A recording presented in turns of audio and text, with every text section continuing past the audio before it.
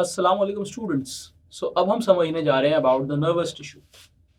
यानी अब हम आ गए हैं इस चैप्टर के बिल्कुल एक ज़ूलॉजी पार्ट के अंदर। ठीक है, नर्वस टिश्यू को हम समझने जा रहे हैं क्योंकि मैंने बताया था कि नर्वस टिश्यूज सिर्फ एनिमल्स में पाए जाते हैं। प्लांट में सिर्फ केमिकल कोऑर्डिनेशन है, जबकि एनिमल्स में नर्वस कोऑर्डिनेशन भी है। जनाब, नर्वस टिश्यू को समझना है, नर्वस टिश्यू को समझना बहुत ईजी है। नर्वस टिश्यू किसी भी टिश्यू की तरह दो टिश्यूज के ऊपर बने हुए।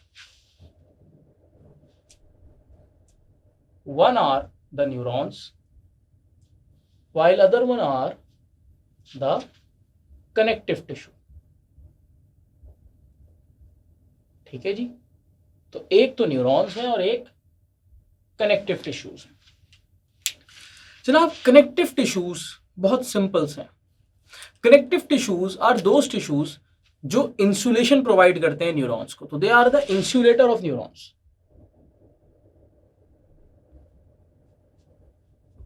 दे are the insulator of neurons, क्योंकि ये न्यूरॉन्स जो है वो वायर की तरह एक्ट कर रहे हैं। They are acting just like a wire, एक कॉपर वायर। तो एक कॉपर वायर को दूसरे कॉपर वायर से अटैच ना हो, इस अटैचमेंट को रोकने के लिए इनके बीच में रबर होती है, जो कि नॉर्मल वायर में होती है। ठीक है, हर वायर में एक रबर होती है। लेकिन अब ह्यूमन बॉडी में क्या करें, क्या रबर डाल दें? नहीं, ह्यूमन बॉडी में कनेक्टिव टिश्यू होता है एक न्यूरॉन से दूसरे न्यूरॉन के बीच में। यानी ये आपका एक न्यूरॉन जा रहा है, ये आपका दूसरा न्यूरॉन जा रहा है। इस बीच में इन दोनों न्यूरॉन्स पे एक पर्टिकुलर टाइप की इंसुलेशन पाई जाती है, ताकि इसका सिग्नल इसमें ना जा सके और इसका सिग्नल इसमें ना जा सके। So this is the function of that connective tissue. ठीक है जी। अब कनेक्टिव टिश्यूज हमारे पास दो टाइप के, एक हैं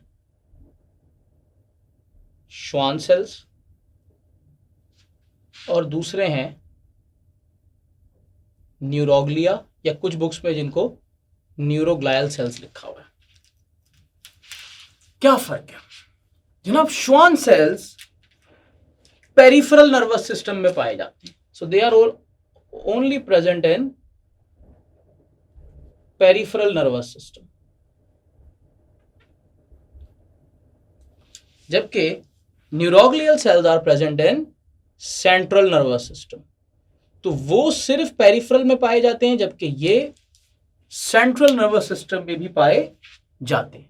ठीक है, सो ये सिर्फ पेरिफेरल में है और ये सिर्फ सेंट्रल नर्वस सिस्टम में। अब सेंट्रल नर्वस सिस्टम में क्या क्या आ जाता है? सेंट्रल नर्वस सिस्टम में आ जाता है आपका ब्रेन और आपका स्पाइनल कॉर्ड, बस।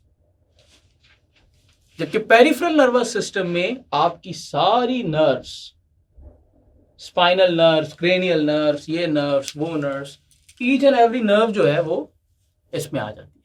सो वहां पे श्वान सेल्स हैं और यहां पे न्यूरोग्लायल सेल्स हैं। ठीक है जी। सो ये डिफरेंस है कनेक्टिव टिश्यू का between the two.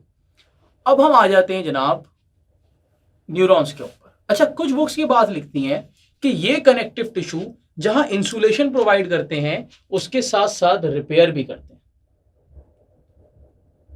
Repair of neurons. तो इनकी वजह से ही न्यूरॉन्स की रिपेयर भी होती है। बहुत सारी बुक्स में ये बात लिखी हुई है और ये प्रूवन भी है किसी हद तक कि अगर न्यूरोग्लायल सेल्स या श्वान सेल्स डैमेज ना हो और अंदर से न्यूरॉन डैमेज हो जाए तो ये उसकी ग्रोथ में हेल्प कर सकते हैं, जबकि अगर ये डैमेज हो जाए तो न्यूरॉन इनकी ग्रोथ में हेल्प नहीं करता और न्यूरॉन खुद भी फिर ग्रो नहीं करेगा। ठीक है जी। So these are the things which are creating the problems. अब जनाब हम आते हैं न्यूरॉन्स पे। न्यूरॉन्स भी हमारे पास इतने शरीफ नहीं है, तीन टाइप्स के। Type number 1 is motor neuron, type number 2 is sensory neuron and type number 3 is interneuron. ठीक है जी। Motor, sensory, inter. जनाब, मोटर न्यूरॉन क्या करते हैं? Motor neuron actually takes the command to muscles. ठीक है, सो ये आपके एक तरीके से कमांडर्स हैं, they are the commanding ones. यहां से कमांड आती है। सेंसरी वाले आपकी सेंसेशंस को लेके जाते हैं, यानी फीलिंग्स को। सेंसेशंस कह लें या स्टिम्युलस कह लें, कि स्टिम्युलस को ब्रेन तक लेके जाना है, स्पाइनल कॉर्ड तक लेके जाने का काम सेंसरी न्यूरॉन्स का है। इंटर न्यूरॉन्स का क्या काम है? इंटर न्यूरॉन्स इन दोनों न्यूरॉन्स के बीच में कम्युनिकेटर होते हैं। ठीक है जी, inter neurons are the communicator. ठीक है, अब हम पहले तो न्यूरॉन्स का स्ट्रक्चर समझते हैं। जनाब, ये है एक न्यूरॉन का स्ट्रक्चर। ठीक है जी, ये एक न्यूरॉन का स्ट्रक्चर है। कौन सा न्यूरॉन है? ये है जनाब मोटर न्यूरॉन।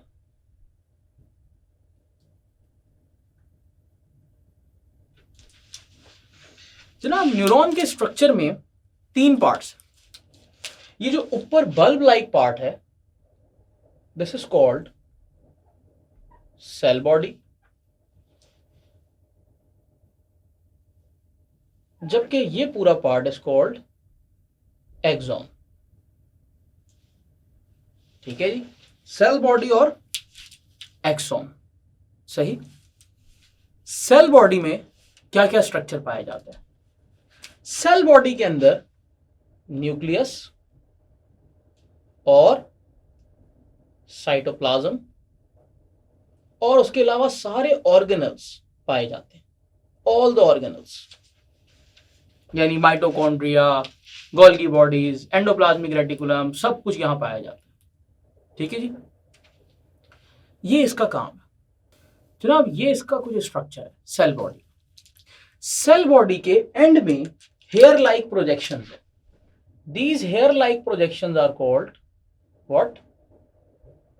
डेंड्राइट्स।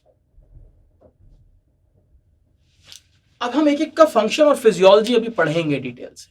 ठीक है जी, ये डेंड्राइट्स पाए जाते हैं।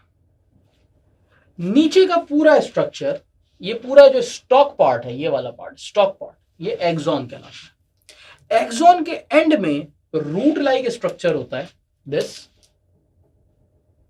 This is called axon terminal. ये एक्सॉन टर्मिनल्स कहलाते हैं, रूट लाइक पार्ट। ठीक है, एक्सॉन इटसेल्फ, इसमें एक सब्सटेंस है which is called Nisal substance. जब हमने निसल सब्सटेंस को डिटेल से देखा तो हमें यह पता चला कि निसल सब्सटेंस में कोई ऐसी खास चीज नहीं है। निसल सब्सटेंस में साइटोप्लाज्म है और राइबोसोम्स है। तो यहां पे आपका एक एमसीक्यू बनता है, which of the following organelle is present in axon? Option A nucleus, option B Golgi bodies, option C mitochondria, option D ribosomes. ठीक है, सो एक्सॉन में कौन सा ऑर्गेनेल पाया जाता है? सिर्फ एक, राइबोसोम्स, और कोई ऑर्गेनेल नहीं पाया जाता। ठीक है जी, इसके बाद इसके ऊपर इंसुलेटिंग मटेरियल कवर करता है, दिस मटेरियल।